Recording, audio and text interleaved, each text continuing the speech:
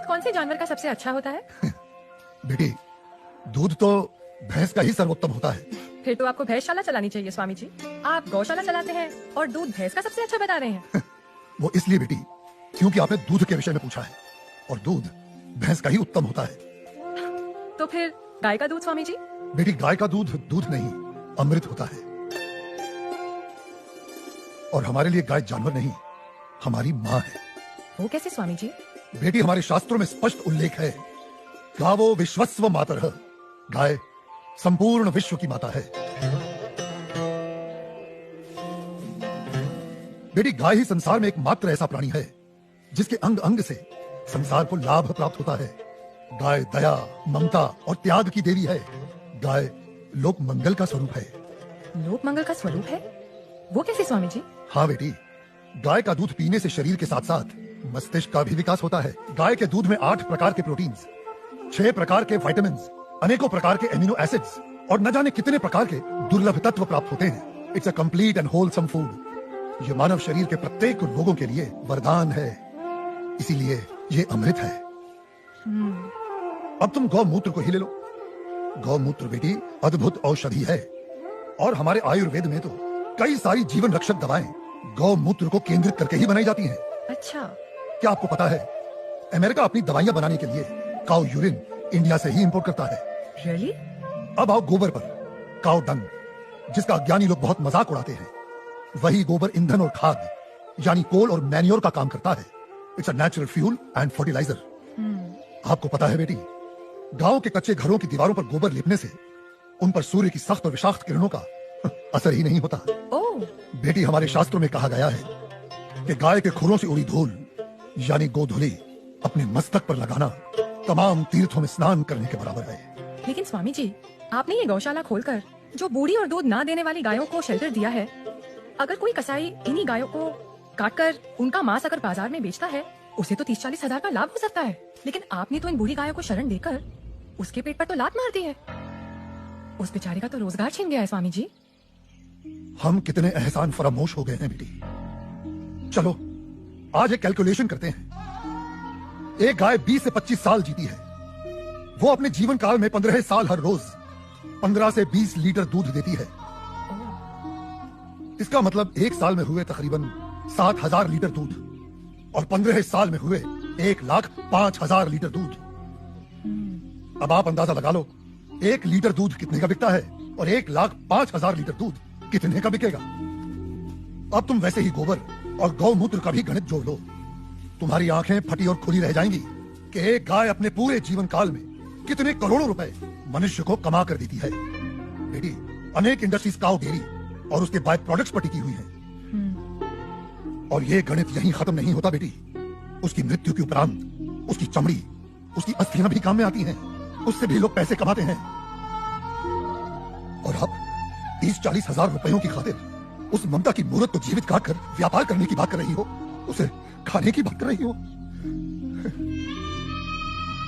और कितना त्याग, कितना उपकार चाहिए एक प्राणी से। जिस माँ ने अपने जीवन काल में हमें इतना धन दिया हो, हमारी सेवा की हो, उसके वृद्ध हो जाने पर, उसके बीमार हो जाने पर हम उसका त्याग कर दें, उसे अबैंडन कर दें। धिक्कार है ऐसी सोच को। बेटी, अपनी माँ के वृद्ध हो जाने पर उसे बेचा नहीं जाता, उसे काटा नहीं जाता, उसकी सेवा की जाती है। मैं आपकी बात से सहमत हूँ स्वामी जी, लेकिन आपका पॉइंट ऑफ व्यू प्रेजुडिस भी तो हो सकता है, क्योंकि आप एक हिंदू हैं। ओ मैडम जी, आप बिल्कुल गलत बोल रही हैं।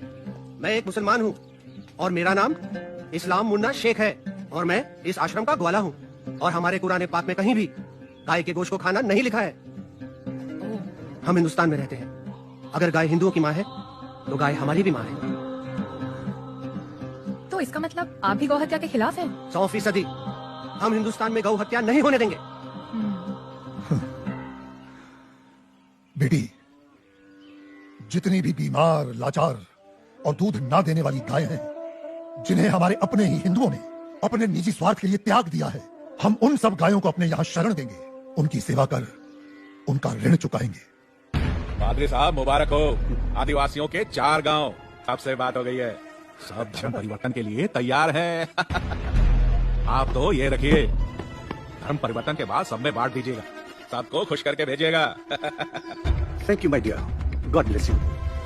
मगर पादरी साहब, उन आदिवासियों के सारे वोट मुझे ही मिलने चाहिए। Sure. अपने लाल सलाम को अपना लाल बाउटा फहराना चाहिए। Don't you worry mister Shivarao, आप तो बस हमारी मिशनरी को सपोर्ट करते रहिए।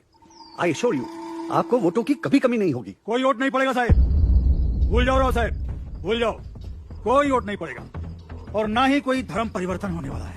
क्या बकवास कर रहा है? बकवास नहीं करता है साहब, सच बोलता है। एक नया साधु आया है, पूरा दिन सनातन धर्म का प्रचार करता है, भंडारा लगाता है और ये आदिवासी बैठ के उसका बात सुनते। ये पत्रकार लोग खूब इंटरव्यू कर रहे हैं उसका, और भाई उसका कन्विंसिंग पावर इतना जबरदस्त है कि कोई भी दूसरा धर्म घंटा अपनाएगा। ये तो कुछ नहीं साहब, अपना मांस का धंधा चौपट होने वाला है। वो सारी बूढ़ी और बीमार गायों को शरण देता है। वो स्वामी गो हत्या के सख्त खिलाफ है। शिवा साहिब, इन्हीं गायों को तो हम खरीदते, इन्हीं का तो मांस बेचते। आपको पता है उसकी गौशाला में मुसलमान काम करते हैं और हमारे कसाई घर में कई कसाईयों ने गाय काटने से इनकार कर दिया है। शिवा साहिब, गाय नहीं कटेंगी तो धंधा कैसे होगा, और धंधा नहीं होगा तो पैसे कहां से आएंगे, और पैसे नहीं आएंगे तो इलेक्शन में जीतेंगे कहां से। तूने अपनी भाषा में समझाया नहीं उसको? समझाने गए थे साहिब, साले ने दम देके भगा दिया हमको। बोले तो बहुत सॉलिड है, एकदम पावरफुल है वो।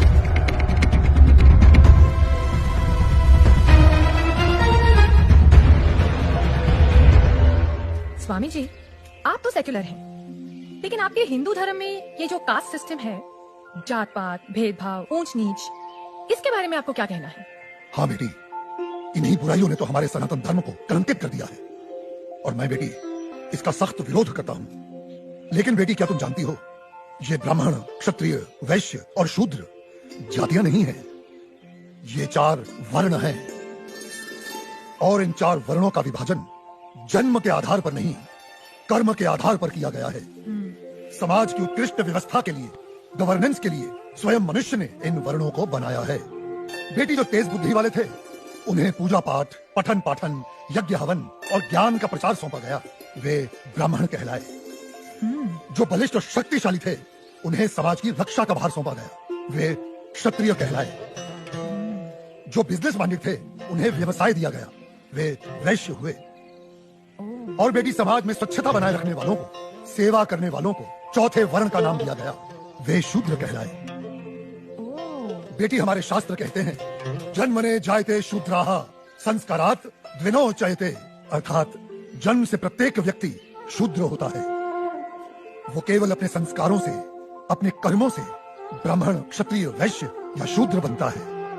अब आप मुझे ही ले लो, पहले मैं अखाड़े में पहलवानी करता था तो तब मैं क्षत्रिय था, आज मैं प्रवचन देता हूँ तो आज मैं ब्राह्मण हुआ, और यदि कल मैं कोई व्यवसाय करता हूँ तो मैं वैश्य कहलाऊंगा, समझी?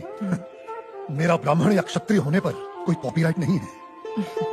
बेटी, हमारे सनातन धर्म में ऊंच नीच का कोई स्थान नहीं है। ये 4 वर्ण एक दूसरे के पूरक हैं, they are interdependent on each other. ये एक गाड़ी के 4 पहियों के समान है, बिना एक दूसरे के सहयोग के समाज का कोई भी महत्वपूर्ण कार्य पूरा नहीं हो सकता। जी स्वामी जी। बेटी, सनातन धर्म तो समस्त वर्णों, समस्त प्राणियों में करुणा, दया और अपनत्व की भावना रखना सिखाता है।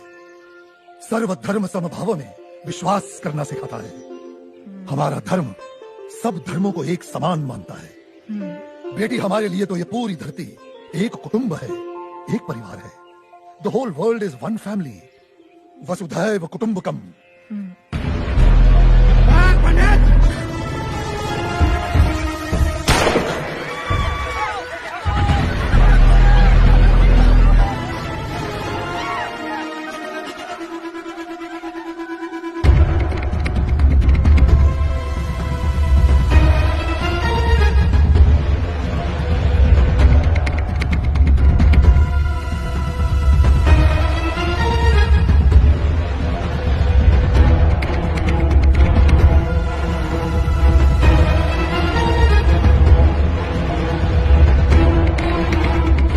हो क्या रहा है यहाँ पर? हाँ, चल क्या रहा है यहाँ पर? तुम लोग यहाँ धर्म परिवर्तन करा रहे हो। मैं केवल धर्म का अर्थ समझा रहा था, सत्य का मार्ग बता रहा था। हाँ, रहने दे, साफ पता चल रही है तुम्हारी मंशा। ये जो तुम गौशाला खोलकर, ये रोज रोज के मुफ्त के भंडारे लगाकर इन गरीब आदिवासियों को बरगला रहे हो, घर वापसी की मुहिम चला रहे हो। लाल बउटे के ठेकेदार, गलत। यहाँ पे कोई घर वापसी नहीं हो रही है, कोई धर्म परिवर्तन नहीं हो रहा है। मैं खुद एक मुसलमान हूँ और इस आश्रम में नमाज अदा करता हूँ। स्वामी जी ने आज तक मुझे कभी नहीं रोका है। तुम लोग गलत अफवाहें फैला रहे हो। ए मुन्ना, चुप रह, चुप। तू चुप रहे। क्या तुम लोग हिंदू मुसलमान बोल बोल के हम में दरार पैदा कर रहे हो? चलो निकलो यहाँ से, बंद करो अपनी ये राजनीति की दुकान। ए मुन्ना, तू अपना मुंह बंद रख। चिल्लाओ मत। मैं तुम्हें अच्छी तरह जानता हूँ कनन सिवाराव। जिस प्रकार तुम सनातन धर्म के विरुद्ध इन भोले भाले आदिवासियों के हृदय में जहर इंजेक्ट कर रहे हो और अपनी वोटों की खातिर पैसा बांट बांट कर इनका धर्म परिवर्तन कर रहे हो, ये सब अब नहीं चलेगा। स्वामी, तू जानता भी है कौन है ये? जानता हूँ। तुम्हारे आका हैं जो तुम्हारे नाम पर फर्जी ट्रांसपोर्ट कंपनी चला रहा है और गैर कानूनी तरीके से गौ मांस बेचने का घोर अपराध कर रहा है। ए पंडित, कनन सिवाराव, गाय हमारी माँ है। हम उसकी पूजा करते हैं, उसकी सेवा करते हैं और कोई उसे काटे हम कतई बर्दाश्त नहीं करेंगे। हम तुम्हारा ये गोरख धंधा बंद करवा के रहेंगे। ए तू हमारा धंधा बंद करवाएगा? हाँ? जाइला। ए गौरक्षको, ये गाय का गोश्त भी गोश्त ही होता है। ए तू होता कौन है हमें रोकने वाला? हा? मैं मुर्गी का गोश्त खाऊं, बकरे का गोश्त खाऊं या गाय का गोश्त खाऊं, गोश्त तो गोश्त ही होता है। क्या फर्क पड़ता है? बिल्कुल फर्क पड़ता है।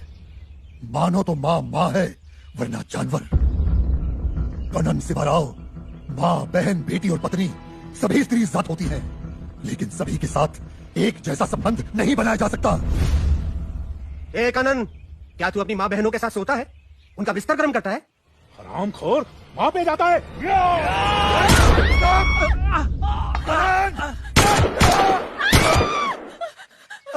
ये हमारे दलित भाइयों को भड़का रहे हैं, उनका धर्म परिवर्तन करा रहे हैं। मारो!